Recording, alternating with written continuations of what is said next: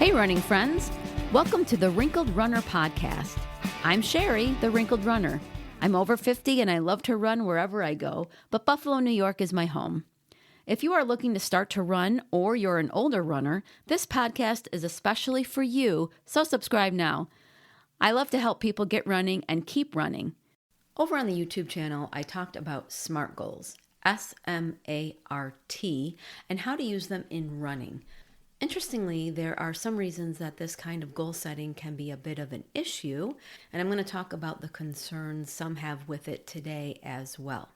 If you've ever heard of SMART goals, you know it stands for specific, measurable, attainable or achievable, realistic, and time-driven. In running, having specific goals can help you stay motivated and enhance your performance. And for a lot of runners, having a big goal is just part of what we do.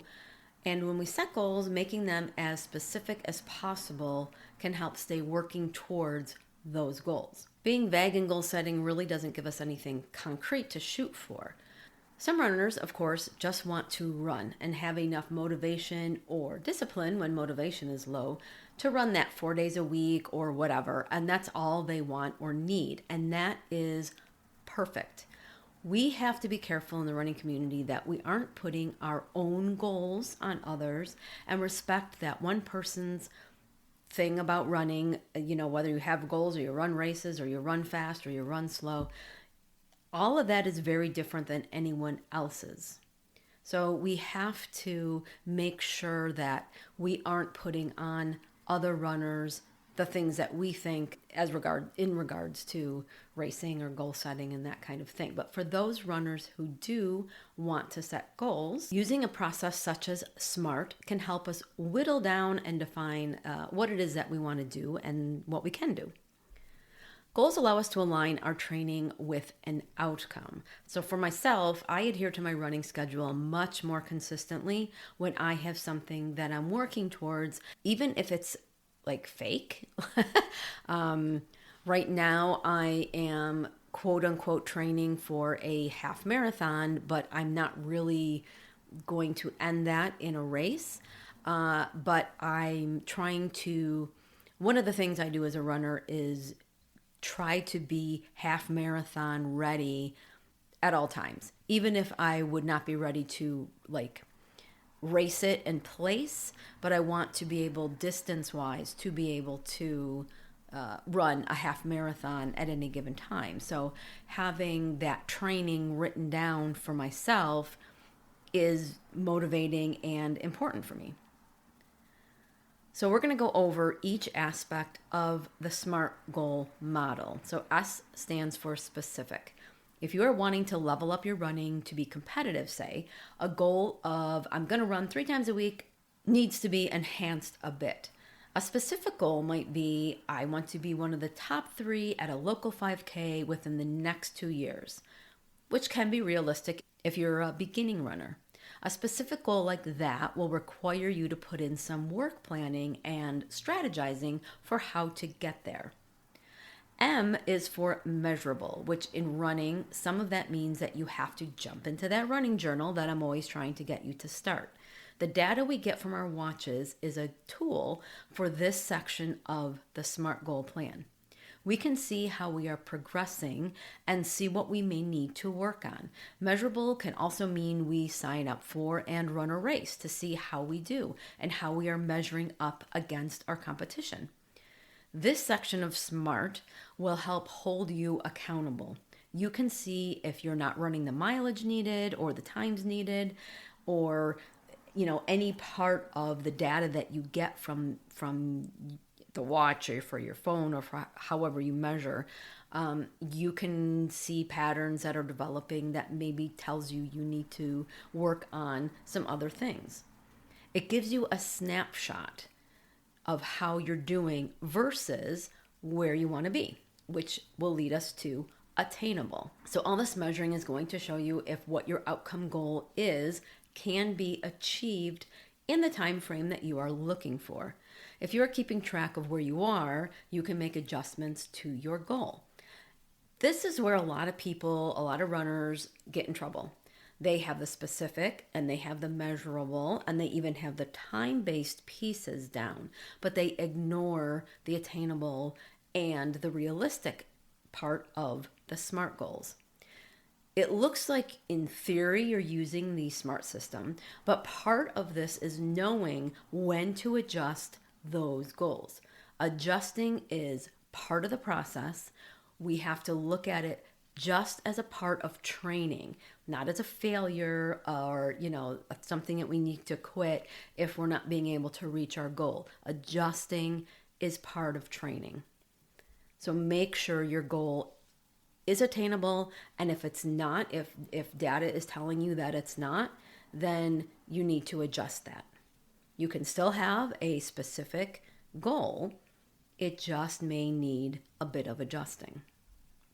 The R, realistic, goes hand in hand with attainable, but it's a little bit different.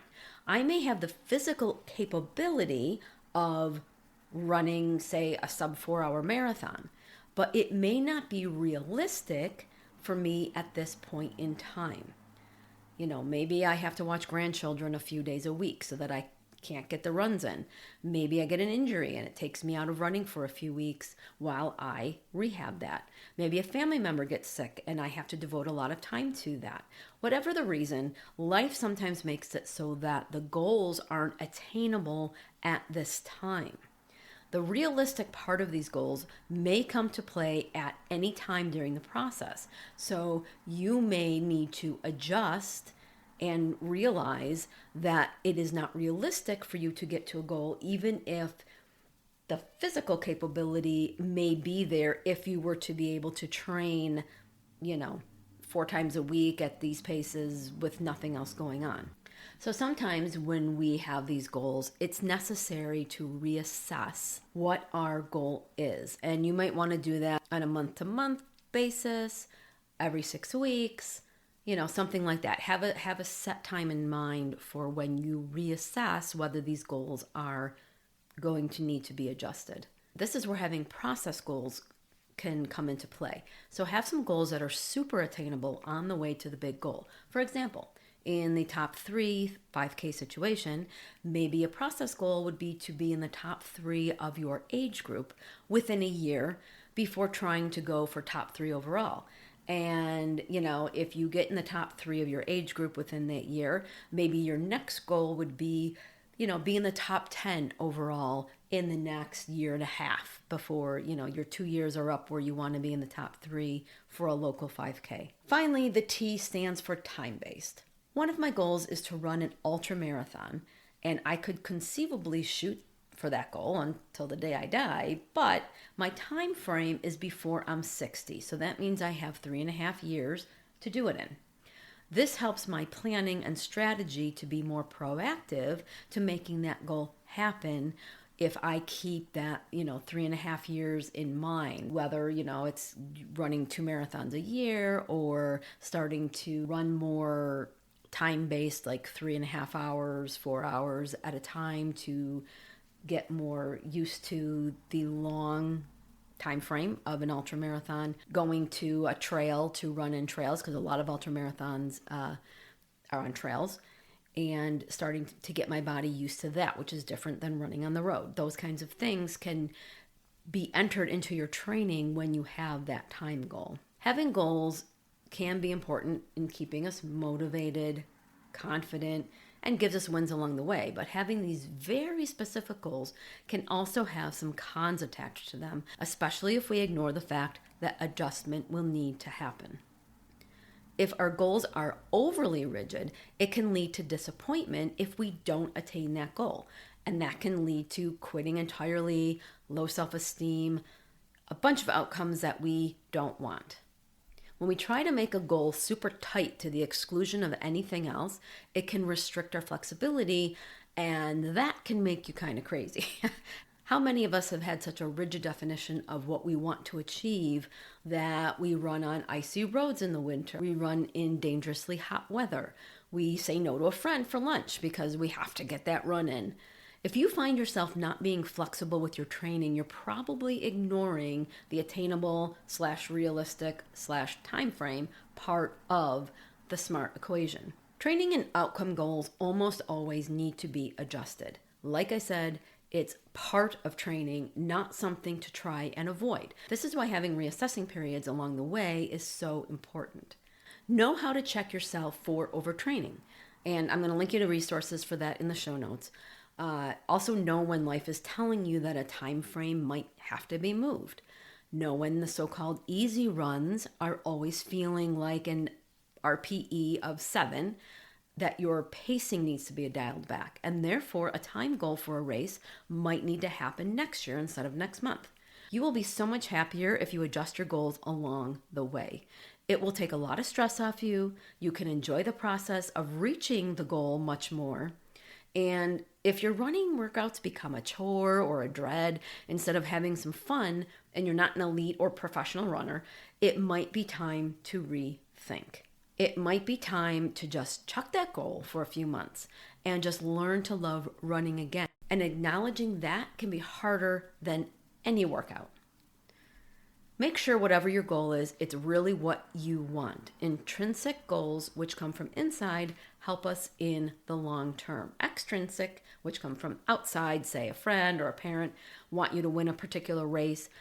Those rarely keep us motivated for the right reasons for very long. So make sure that the goals that you're setting are for you. So another downfall that can happen is we overemphasize measurable metrics and we ignore the intangibles of performance. For example, stressing over exact pace. It can make us miss the beauty and ability to run outside. Looking only at what we did today and only today from a data standpoint instead of realizing it felt easier than the same workout a few weeks ago can make us so that we ignore a jump in performance when we aren't aware that we actually were able to run an extra quarter mile or we did whatever workout in a faster time frame. You can also see how being too rigid in a goal can lead to unethical behavior. We've all heard the stories of the doping, the cheating, the bib muling, all the things that can happen to runners. And when we have a goal that's too lofty and we don't adjust them, those kinds of temptations for some people can enter into trying to get us to appear that we've hit a goal, even if we really haven't. When we do fall short of a goal, we need to learn from it. Just throwing our hands up and getting frustrated doesn't do us any good, but if we can debrief the times that we don't hit that target, we may find valuable information that we can apply to next time. This is why, as a coach, I always do a debrief with my athletes, even if they killed their goal and they did this huge PR or even went above and beyond their goal. We still do a debrief. We write it all out. We see the things that worked. Even if you do get your goal, there also may be things that still did go wrong. Research how to fix it. Running is an experiment. Just like in science, failure and the 100 ways something doesn't work is what can lead to breakthrough. Figure out what went right, keep that, learn why something may have gone wrong, and work to fix that. Keep setting goals and keep setting SMART goals, but know it can be a pitfall and realize that adjustment is always necessary. Don't be so rigid that you lose your love of running. If you keep the joy of running your number one goal, you're going to be on your way to making your goal setting smart. I hope you enjoyed today's episode. If you know another runner who could benefit from today's topic, go ahead and share it. Do you have any running questions? You can ask me. Email me at sherry@wrinkledrunner.com, and if I can't answer your question, I will do the research to find the answer and share it with you. The questions I get from listeners like you help me develop episodes, so please don't be shy. You can sign up for my once-a-month newsletter using the link provided so that you can have all the Wrinkled Runner resources from the past month all in one place. I also have opened up my virtual coaching in addition to coaching one-on-one with those in the Buffalo, New York area. So head to my coaching page on the Wrinkled Runner website, which I will, of course, link to, and check out how we may be able to work together. Until next Monday, thanks for listening, and I'll see you on the run.